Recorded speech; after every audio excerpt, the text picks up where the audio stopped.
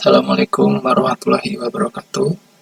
Baik, kali ini saya akan uh, sharing atau berbagi tentang performance test multi-beam echo sounder.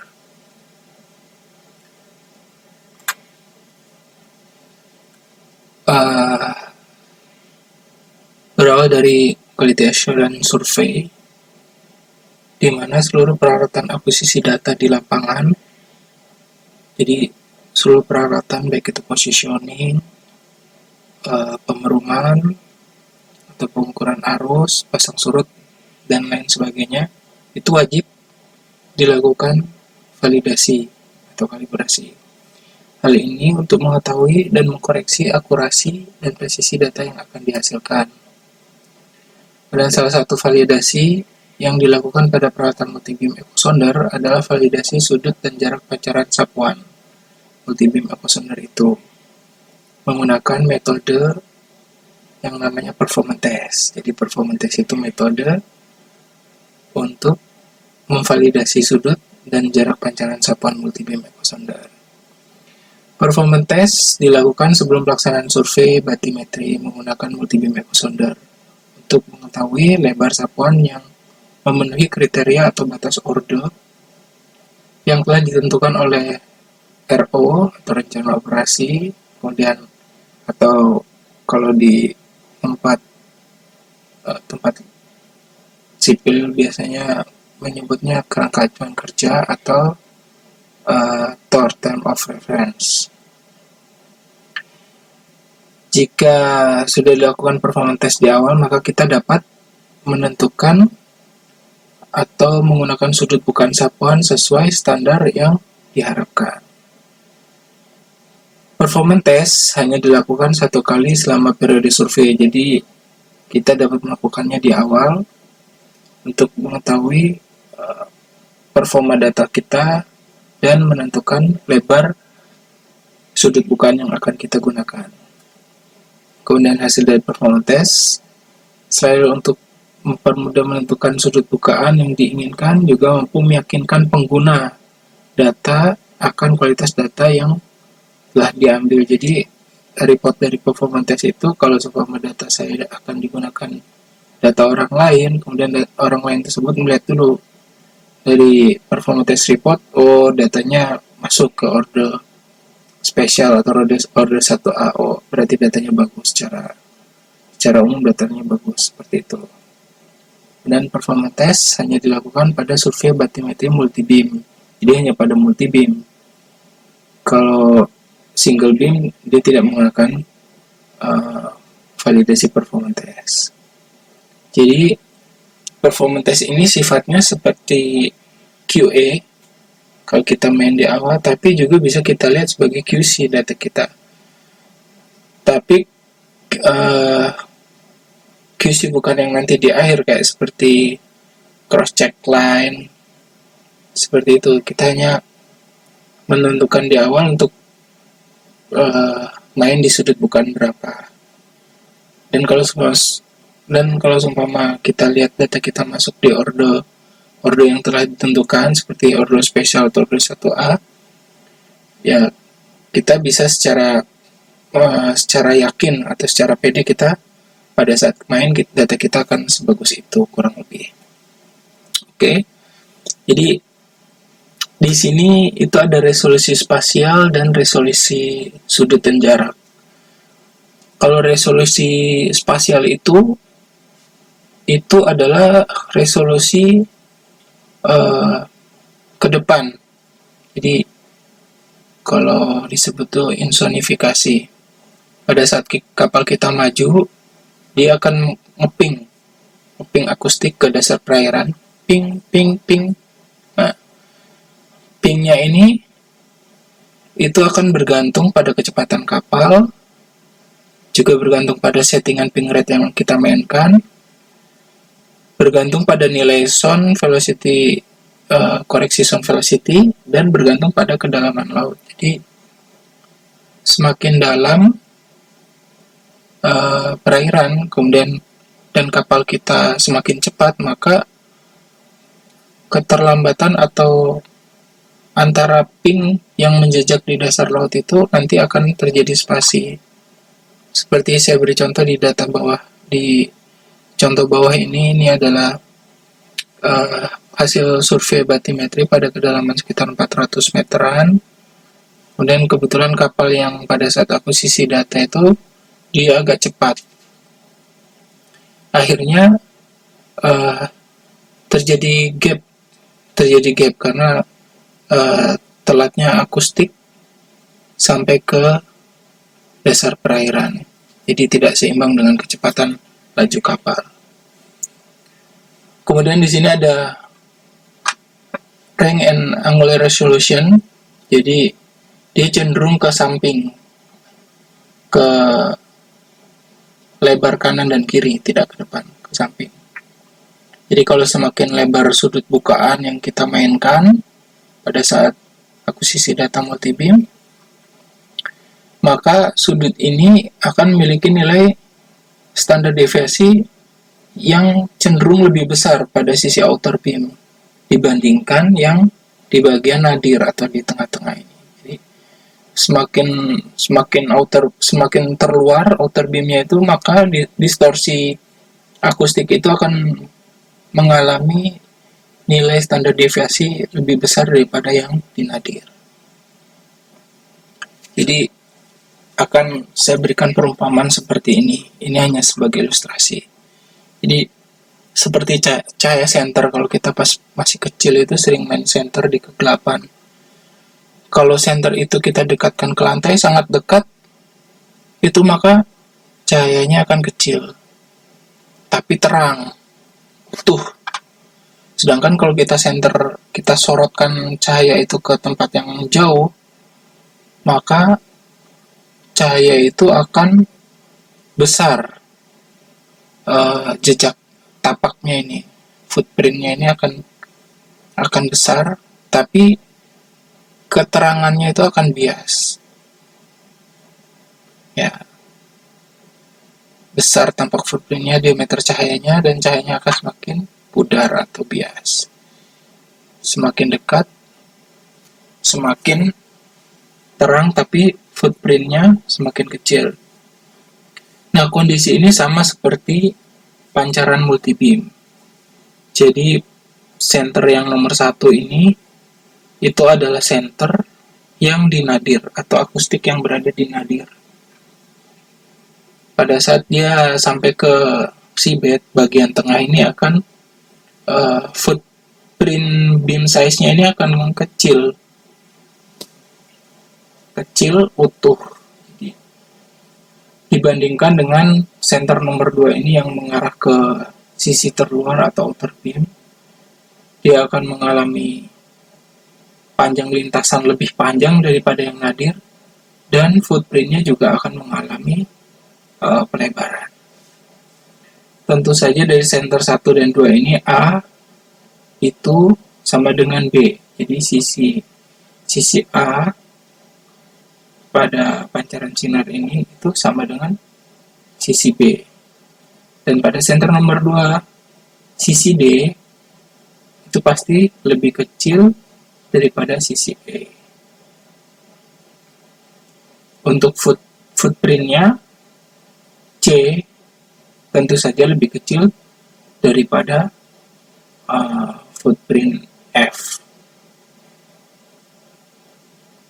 Untuk kualitas tentu saja yang C itu lebih bagus daripada yang F. Seperti itu. Kemudian pengukuran kedalaman itu sendiri yaitu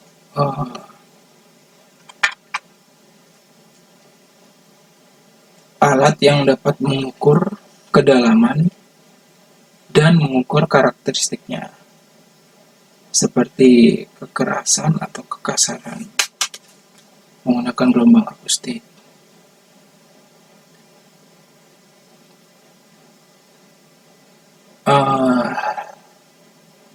Ini adalah rumus dasarnya. Rumus dasarnya seperti ini. D itu kedalaman dikali setengah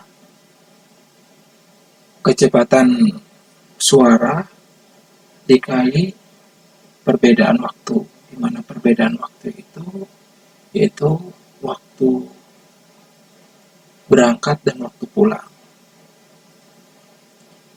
Seperti itu. Ini konsep dasar pengukuran batimetri. Pada kenyataannya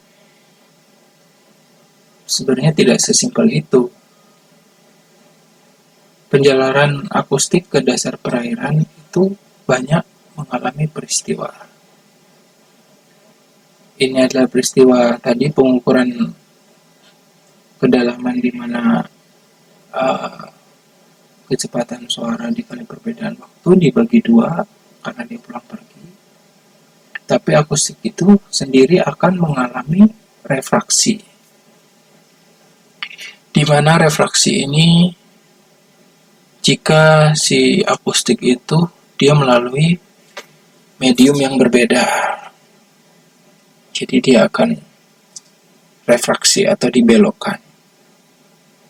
Seperti kita dulu pada saat pelajaran SD itu melihat kenapa sih pensil kalau dimasukkan ke dalam gelas, kita lihat dari luar,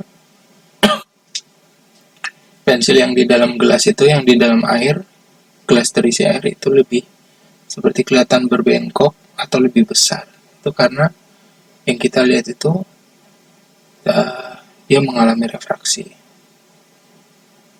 Kemudian akustik itu sendiri juga mengalami refleksi atau pemantulan, di mana biasanya sudut akustik sudut datang, besarnya sudut datang sama dengan sudut pantul. Itu jika dia mengalami akustik itu mengalami atau menabrak benda atau objek. Jadi itu dia mengalami menabrak objek atau benda yang memiliki medium yang berbeda dengan air. Semua dia ketabrak ikan atau tumbuhan-tumbuhan dasar laut, maka dia akan mengalami pemantulan. Dan pada saat akustik itu tiba di dasar perairan atau dasar laut, dia akan mengalami beberapa kejadian.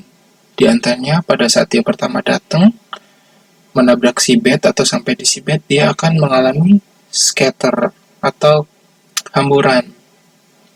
Dari scatter, sebagian dia akan terserap di dasar laut, terserap.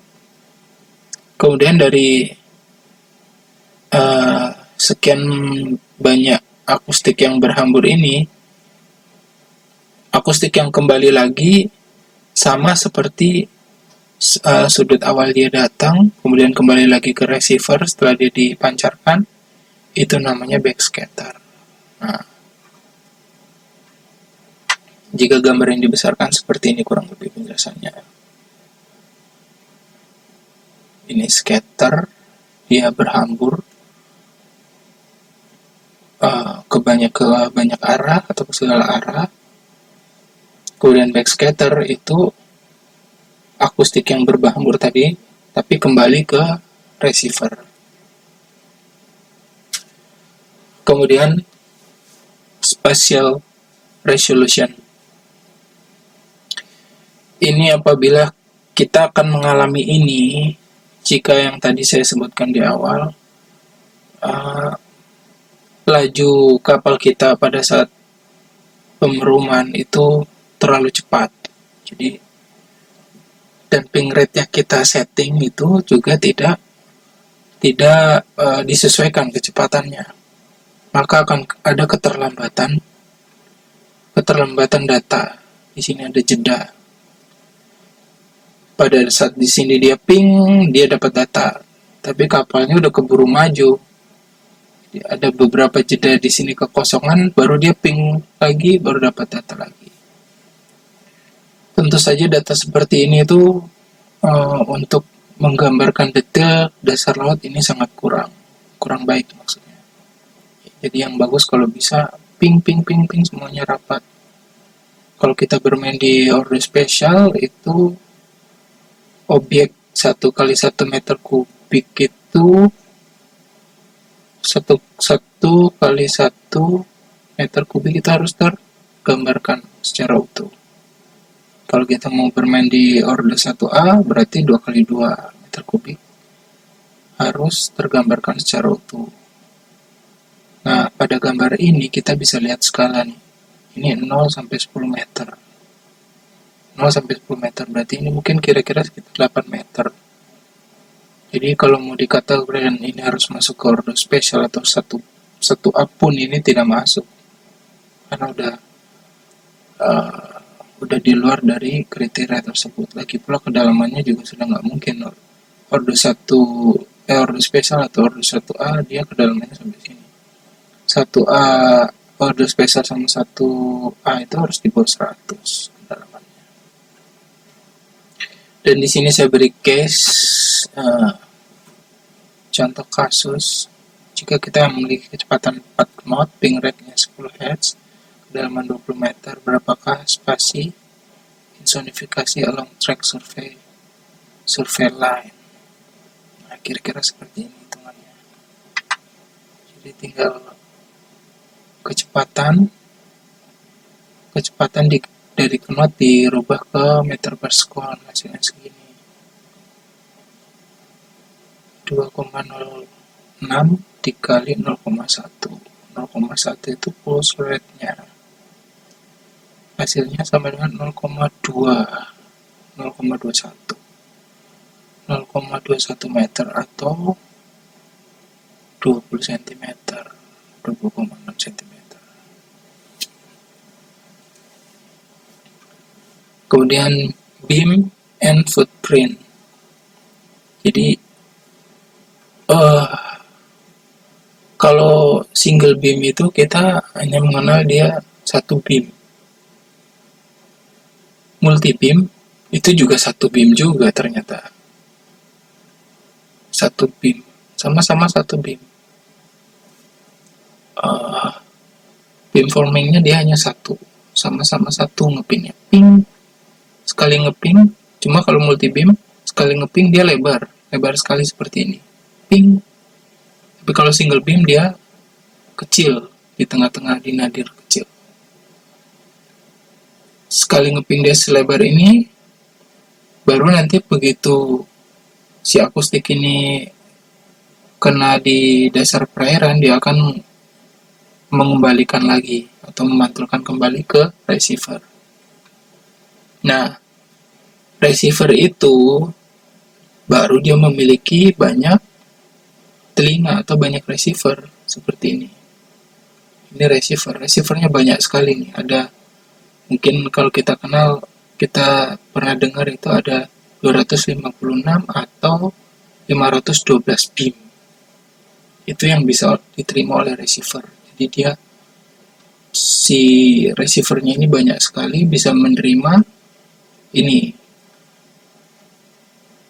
256 atau 512 beam. Ya, receivernya sebanyak itu untuk mendengar sebanyak ini. Tetapi sudut bukaannya ini yang dibatasi. Memang kalau akustik ini sekali ngeping dia ke segala arah. Tidak seperti ini. Dia full dari kanan ke kiri ini. Cuma pas pada saat diterima dia dibatasi oleh sudut bukaan yang sudah kita tentukan pada saat kita akuisisi data multibeam. Nah, si receiver beam ini yang persatuan ini, dia memiliki spesifikasi yang berbeda-beda tiap pabrikan atau tiap alat. Ada yang dia memiliki lebar 0,1 derajat, atau ada yang 1 derajat, atau yang 1,5 derajat. Jadi semakin kecil beam width-nya, si receiver yang persatuan ini bisa menerima lebih kecil, maka alat itu mungkin semakin mahal. Dampaknya apa? Dampaknya itu objek di dasar laut. Jadi kalau semakin kecil kecil sudut penerimaan receiver si beam width-nya ini, maka objeknya juga akan semakin kecil yang bisa diterima di dasar laut. Kalau beam width-nya semakin besar, maka objeknya juga resolusinya akan semakin kecil, semakin kecil. Jadi hasil tangkapannya pun akan semakin kurang detail ya. Nah, biasanya si pabrikan itu dia memiliki spesifikasi, seumpama dia itu memiliki across track dan long track itu 0,5 derajat atau sama 1 derajat. Nah, kalau dia si beam ini kalau dia nyampe ke dasar perairan, tinggal kita bisa ngitung dengan rumus ini. Jadi kita menghitungnya pakai rumus segitiga siku-siku. Ini kenapa dibagi 2? Ini kenapa dibagi 2? Karena kita seumpama si beam width-nya ini 0,5 derajat. 0,5 derajat kita bagi 2 karena kita menggunakan sudut segitiga siku-siku, bagi 2, kemudian dikalikan kedalaman dikalikan tan sudut dibagi 2, tapi nantinya dikalikan 2 lagi,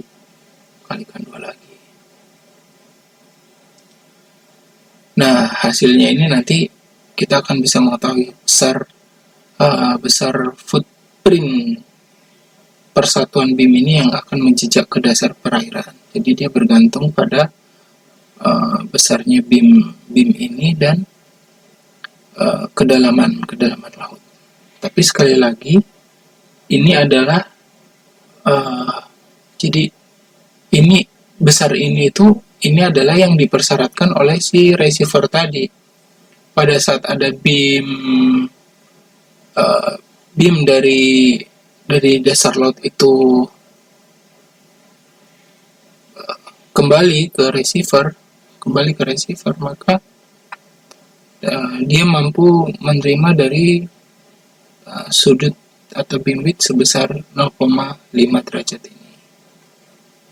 Seperti itu.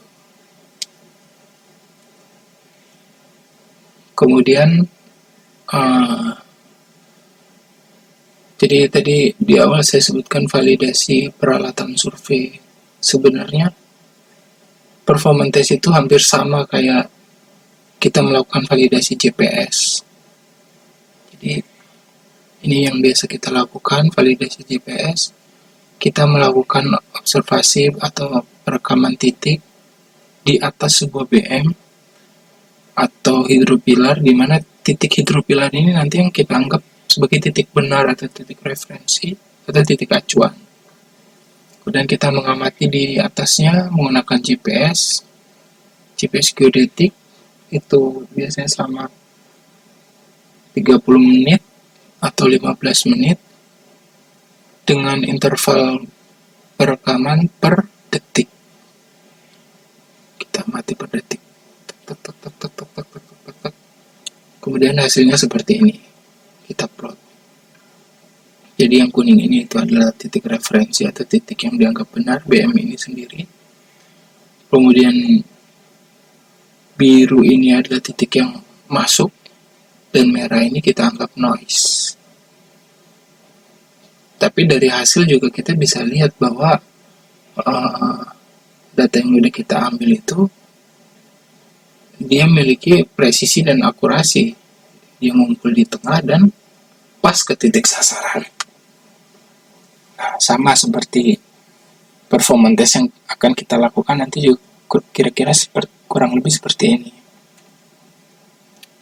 Ini metode performance test. Pelaksanaan performance test dilakukan pada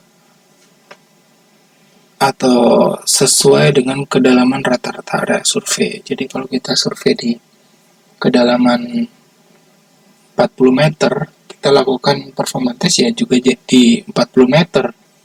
Jangan sampai kita survei di 40 meter, performance testnya di 5 meter.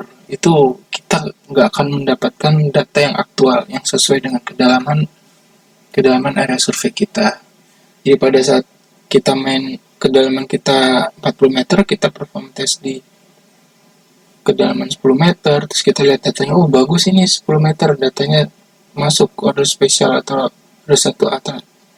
Tapi pada saat kita nanti terapkan atau main di kedalaman 40 meter, itu pasti akan ada perubahan atau ada perbedaan. Bukan perubahan, tapi pasti ada perbedaan. Gitu. Jadi kita harus usahakan performance test itu main di kedalaman area survei kita. Bukan di luar area di luar kedalaman area survei kita. Kemudian dilakukan pada seabed yang rata atau flat. Dilakukan pada kecepatan yang stabil atau konstan 5 sampai 7 knot. Ini tidak harus, tapi ini rekomendasi aja. Karena kecepatan segini itu tidak terlalu pelan, juga tidak terlalu pelan untuk membuang waktu, dan tidak terlalu cepat untuk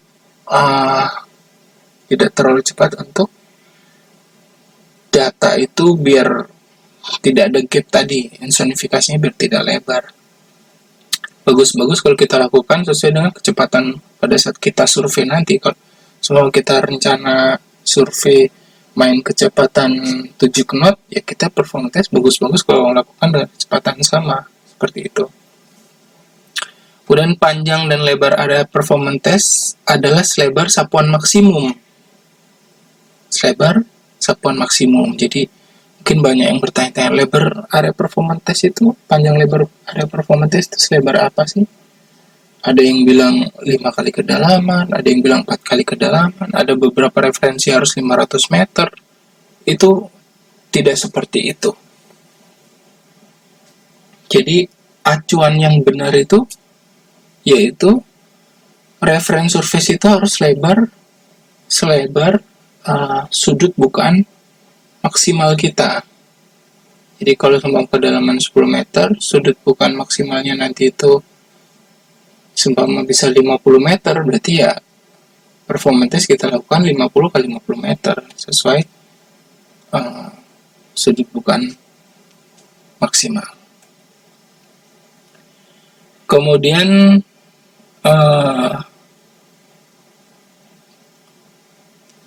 tadi panjang lebar sapuan multimul kan.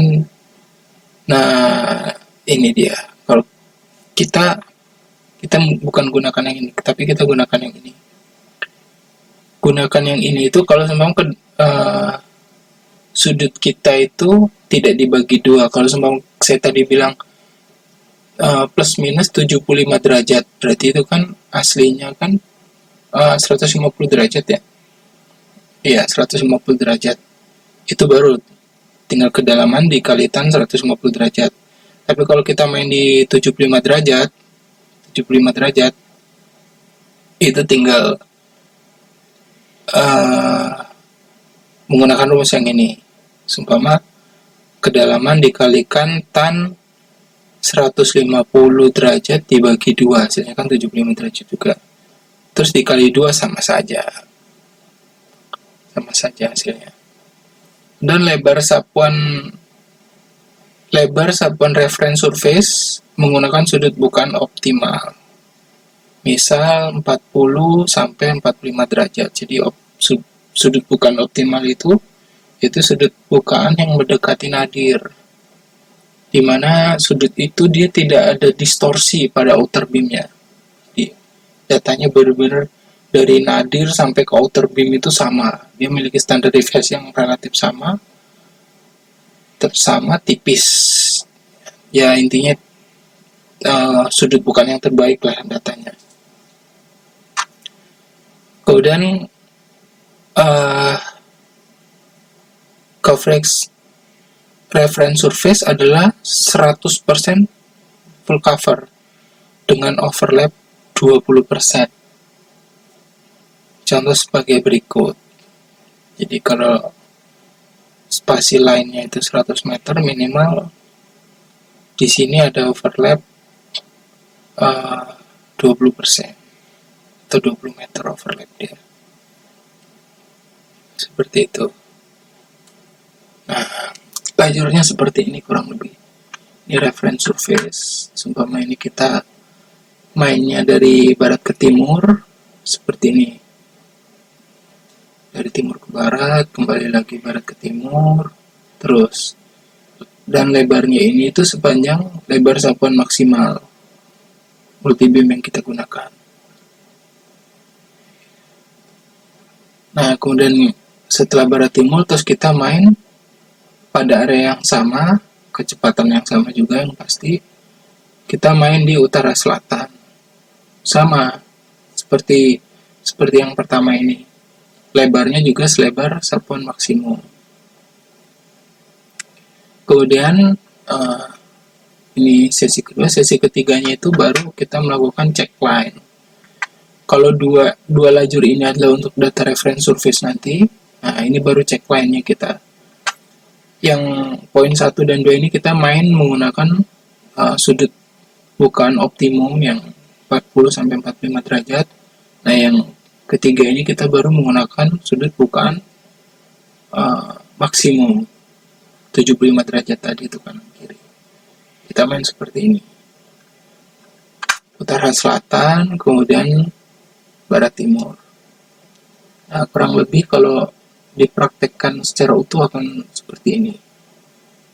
Ini sesi pertama, sesi kedua. Jadi sesi pertama, sesi kedua ini khusus untuk reference surface, dia menumpuk seperti itu dan saling overlap. Baru yang terakhir adalah check line, berada di tengah-tengah menggunakan sudut bukaan maksimum. Nah, hasilnya akan seperti ini nanti. Ini adalah surface gabungan warna berdasarkan kedalaman. Jadi dari sini aja udah kelihatan. Kalau kita lihat dari data batimetrinya kelihatan. Yang ini reference surface, dia datanya lebih halus, tebal, utuh. Terus ke ini yang check line ini kelihatan dia outer beamnya sangat kasar sekali dan pecah-pecah ini. Dan gambar ini bisa kita lihat juga dari surface standar deviasinya, dimana yang warna merah utuh ini, merahnya solid itu kira-kira standar deviasinya sebesar ini, 0,2 sampai 0,4. Kalau udah oranye kekuningan nih berarti lebih tinggi lagi. Nah, dapat dilihat kan dari ini. Kita bisa manfaatkan fasilitas surface menggunakan warna standar deviasi atau uncertainty. Kemudian, nah ini kalau kita bikin surface pada check line-nya itu akan seperti ini juga kelihatan. Datanya outer beam-nya cenderung pecah. Ini yang utara selatan, ini yang barat timur, kelihatan pecah. Dan kalau kita lihat dari surface berdasarkan standar deviasi, sangat kelihatan sekali, nilainya sangat tinggi-tinggi.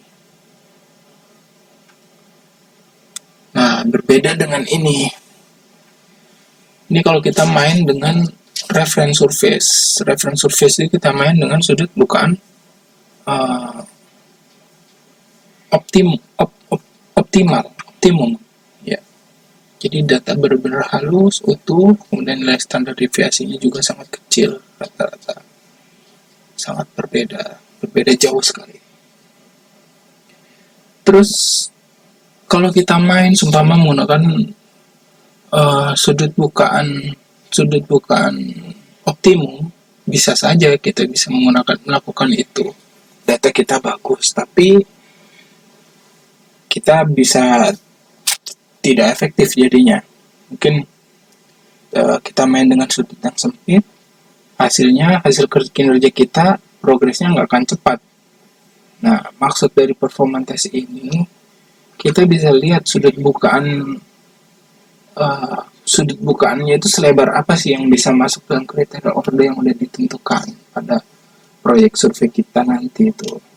Jadi biar kita dapat data bagus juga kerja kita cepat, maksudnya seperti itu. Oke, kita lanjut ke langkah QC performance test report untuk pembuatan reportnya. Jadi kalau data reference surface-nya kita buat surface dulu, kita cleaning dulu, udah kita bersihkan nih, data itu udah bagus lah, udah rapi. Baru check line yang kita buat tadi itu kita klik untuk dibandingkan dengan reference surface. Oh ya, sebelumnya persyaratan pada pembuatan reference surface ini kita harus sudah memberikan koreksi sound velocity, koreksi pasang surut, kemudian dilakukan compute TPU jika kita menggunakan carry ship. Baru kita merge. Kemudian buat surface menggunakan metode cube dengan resolusi 1 meter karena ini kedalamannya masih di bawah 50 meter. Kemudian pada reference surface dan check line dibersihkan dari noise terlebih dahulu, jadi data itu udah clear. Kemudian pilih salah satu check line yang terbaik untuk dilakukan QC report sebagai berikut. Pilih proses, report, line. Kemudian, seperti ini arahnya. Report, line QC, ke sini, pilih line QC. Kemudian kita klik reference surface, kita pilih depth, kemudian next. Kita pilih statistiknya berdasarkan S44, kemudian kita keluarkan order spesial, order 1A, 1B, dan order 2 sebagai hasil reportnya nanti. Kemudian next, kita pilih grup metodenya berdasarkan sudut, minimum min 75 derajat dan maksimum 75 derajat, ya, plus minus lah ini kanan kiri. Kemudian stepnya 1/1 beam. Oh, bukan 1 beam, ulangi, koreksi, per 1 derajat.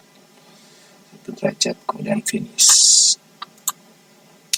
Nah, hasilnya nanti dia akan keluar seperti ini, QC report. Ini sudutnya dari sudut 45 sampai 35 derajat. Jumlahnya sekian, plus minusnya sekian, ini udah ada keterangannya. Total kalau count ini total data pada sekian 1 derajat per 1 derajat itu banyaknya angka sounding sekian banyak gitu. Plus minusnya ini itu batas atas bawah, batas bawahnya, batas atas sama batas bawah. Kemudian rata-ratanya, standar deviasi, dan sebagainya. Nah, hasilnya nanti kalau kita udah dapat hasil ini baru kita plot ke Excel. Ini saya menggunakan Excel. Dari Excel ini baru kita kelihatan nanti hasilnya. Ini itu batas atas, standar deviasi batas atas, kemudian yang ini batas bawah, dan ini rata-rata data kita. Tengah-tengahnya itu ini. Dan yang merah atas bawah ini batas ordo khusus atas bawah. Ini order khusus kayaknya salah, ini order 1A, koreksi ya. Dan ini selebar 75 derajat kanan kiri. Ini aksis standar deviasinya, ini aksis lebar sudutnya.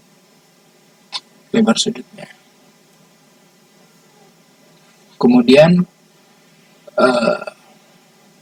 standar S44 untuk batas ordo total vertical uncertainty atas bawahnya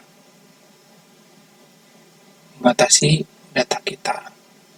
Jadi dari sini kita bisa lihat nih, data kita itu limitnya mungkin ini di 65 derajat masuk nih. Tapi di sini nggak masuk nih sapuan kanannya, ini sapuan kiri, ini sapuan kanan. Jadi mungkin kita cari aman lah, mainnya di 60 derajat. Nah, baru kita tentukan pada saat main, kita main di 60 derajat. Yang nggak 60 derajat yang nggak kita ambil. Seperti itu. Biarpun spektek alat kita itu bisa sampai 75 derajat. Tapi kita jangan maksakan untuk biar cepat selesai, biar hasilnya banyak, kita main 75 derajat. Jangan. nanti kalian akan capek di akhir pada saat cleaning atau post processing. Jadi akan banyak data atau noise outer beam ini yang di luar spek ordo yang ditentukan masuk, itu akan buang-buang waktu, menghabiskan waktu kita untuk proses cleaning ke depannya. Seperti itu. Sini saya menggunakan Keris. Di sini sudah saya buat surface performance test.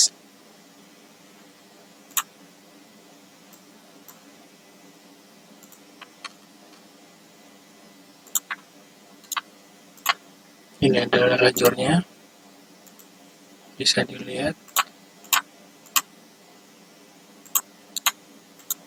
Nah, ini arah kapalnya. Kemudian seluruh lajur adalah reference surface kecuali dua ini.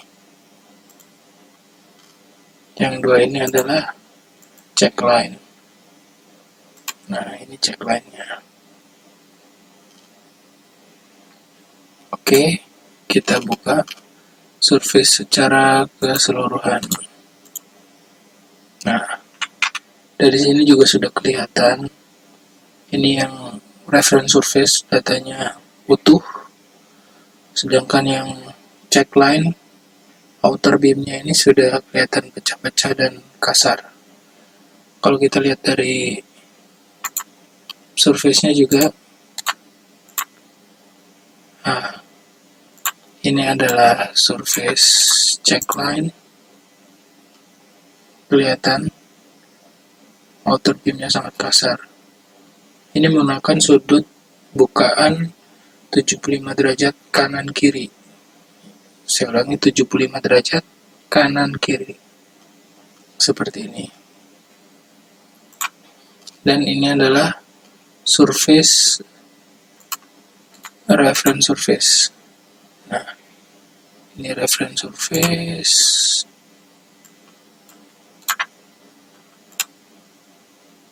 Nah,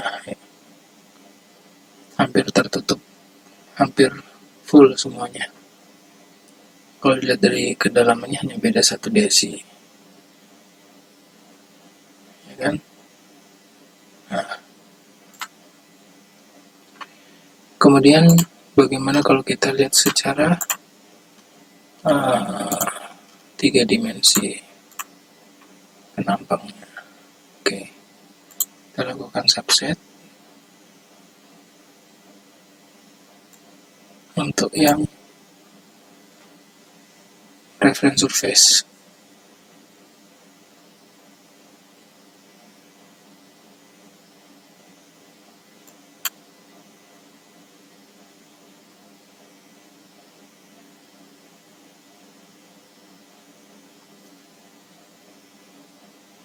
Oke, lihat sangat utuh. Ini ekstragrasinya saya buat hampir 13 meter agar kelihatan. Nah, lihat sangat utuh. Saya tampilkan berdasarkan lajur. Nah, ini lajurnya saling tumpuk menumpuk antara lajur satu dengan lajur yang lain.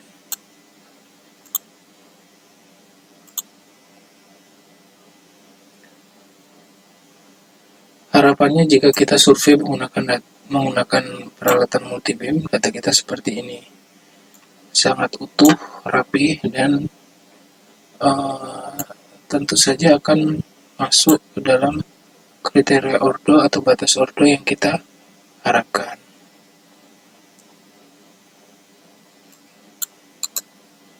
Begitu. Sekarang kita lihat, kalau kita buka untuk check line, kita cek semua, kita nyalakan check line, salah satu saja. Nah, ini terus kita subset.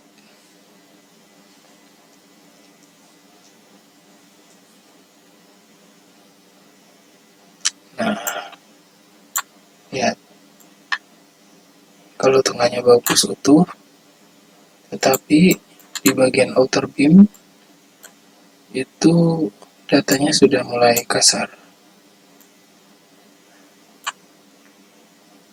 Posisinya juga sudah kelihatan ngangkat.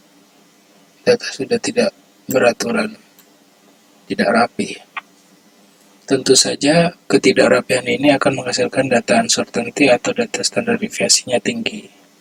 Itulah kenapa performance test perlu di awal untuk kita memangkas outer beam di luar standar yang sudah ditentukan. Oke, sekarang saya praktekkan untuk kita melakukan QC report performance test. Pertama, kita aktifkan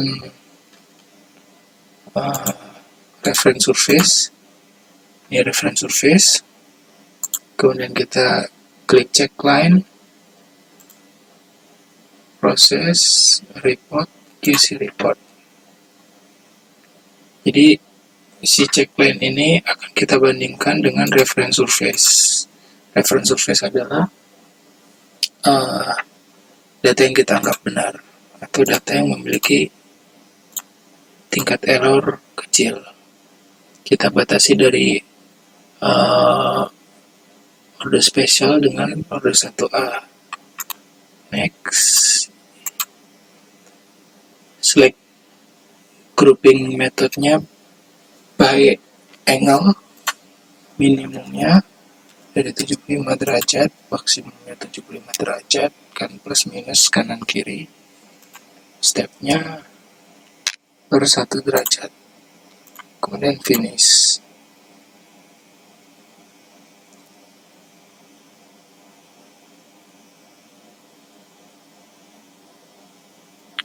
Oke, selesai. Kemudian kita copy. Kita klik dulu, klik kanan, copy. Kemudian kita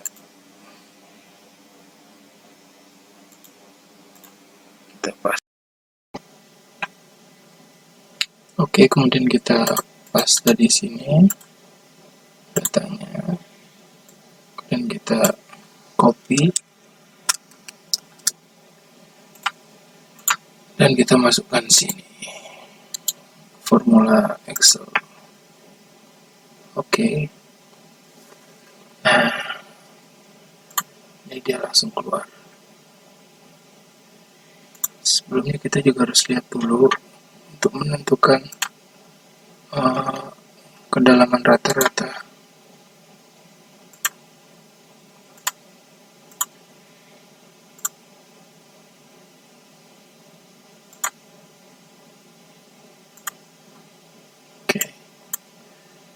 Kedalaman ratanya adalah 43,5 meter.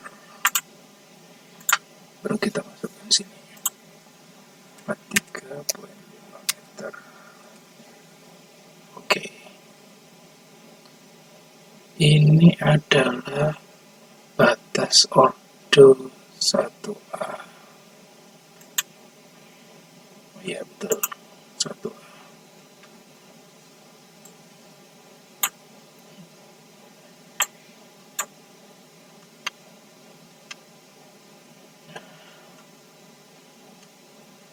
Di sini saya buat 2 grafik. Silakan dipilih yang mana untuk dimasukkan ke laporan, mungkin salah satunya. Jadi kalau dari grafik ini kita bisa lihat lebar sudut sapuan itu 75 derajat kanan kiri. Sini saya buat plus minus.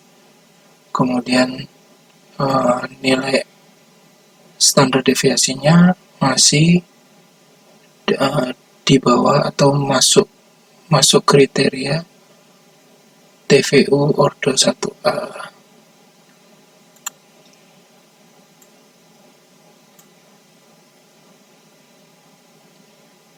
Batasnya masih 70 derajat, plus minus 70 derajat. Atau kalau kita mau main aman, 65 derajat kanan kiri. Nah, 65 derajat kanan kiri ini kita akan terapkan pada saat kita melaksanakan survei di area survei kita. Jadi pada saat start main kita mulai dari sudut buka 65 derajat kanan kiri. Hal ini agar memudahkan kita mendapatkan data yang sudah di dalam batas ordo.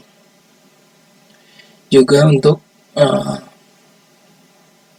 meringankan kita pada saat post processing data multibeam nanti, agar kita tidak bekerja lebih ekstra lagi untuk menghilangkan outer beam yang spike-nya banyak atau noise-nya banyak. Jadi begitu masuk, data sudah lumayan bersih, tinggal kita cleaning atau kita filter. Harapannya kita memiliki data yang benar-benar bagus sesuai dengan ordo yang sudah ditentukan. Jadi bagus, rapi, kemudian tentu saja masuk kriteria ordo. Juga tidak terlalu lama karena beam kita sudut sapuan kita terlalu kecil dan tidak terlalu lebar untuk memasukkan noise pada outer beam. Gitu. Dengan begini survei kita akan bagus, rapi, dan prosesnya akan cepat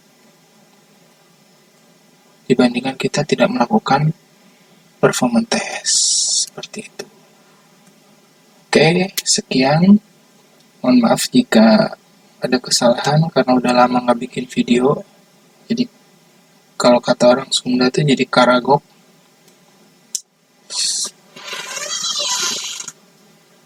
Bikin video ini sekalian saya berbagi juga, mudah-mudahan dengan saya tuangkan ini ilmunya nggak lupa. Suatu saat saya lupa, saya dengar video ini, jadi ingat lagi, maksudnya gitu. Oh ya, mungkin ada teman-teman yang belum kenal saya, kita kenalan. Saya Aditya Prayoga, dinas di kantor Pus Hidrosal TNI Angkatan Laut. Sehari-hari bekerja di KRI Rigel, KRI Survei atau kapal survei. Sekian. Terima kasih. Mohon maaf kalau ada kesalahan. Kalau ada salah jangan dikritik. Ya dikritik boleh. Kalau bisa kasih masukan atau solusi. Kalau bisa jangan dihujat juga. Oke, terima kasih. Wassalamualaikum warahmatullahi wabarakatuh.